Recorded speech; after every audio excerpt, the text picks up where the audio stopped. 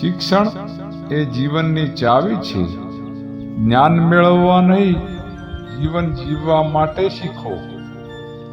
જીતવા માટે સપના જોવા જરૂરી છે, પણ જાગીને કામ કરવું વધુ જરૂરી છે.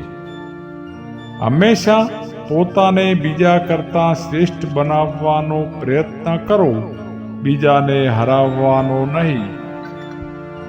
કામયાબી એ દિવસમાં નથી, એ દરરોજના પ્રયત્નમાં છે.